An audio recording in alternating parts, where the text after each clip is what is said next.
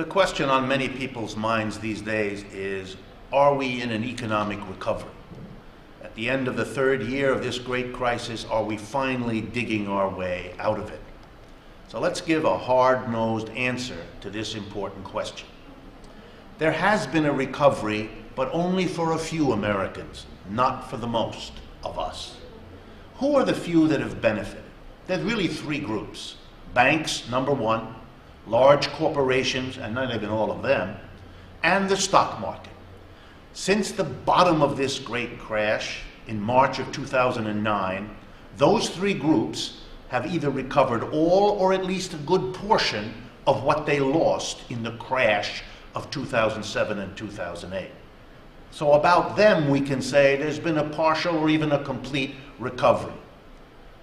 But that's not a surprise. The United States government responded to this crash by pouring literally trillions of dollars into our banking system, buying shares in those banks, lending money to those banks, buying the toxic assets, the bad loans they had made.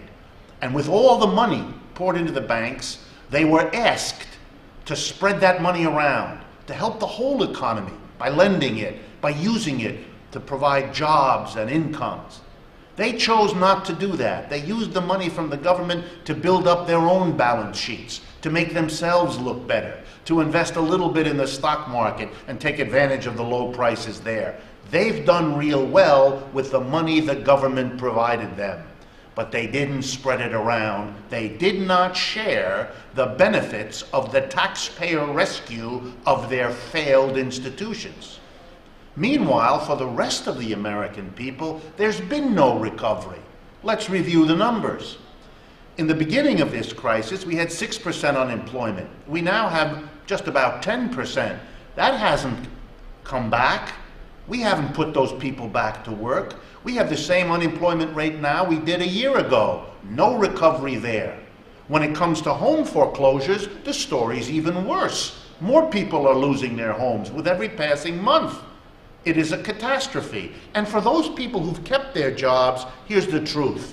They have fewer benefits, the job is less secure, and their wages have continued to go nowhere, as has been the case now for 20, 30 years in this country. So there's no recovery for the mass of people, and the reason is not far to search for.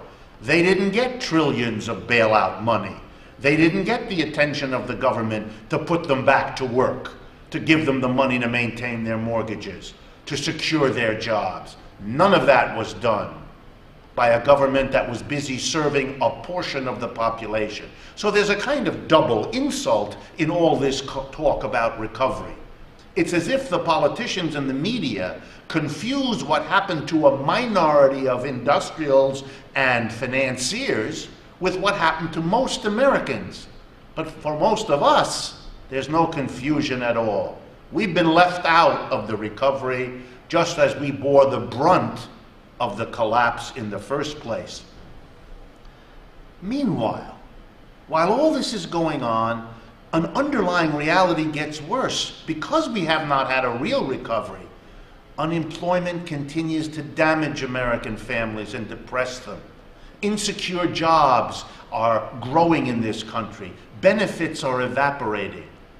With all the talk about a recovery that isn't real, there is something real going on. A long, slow decline in the standards of living of the American majority, the working people. That's the real issue that ought to be addressed in this country, instead of making up a recovery for a few as if it actually included all of us.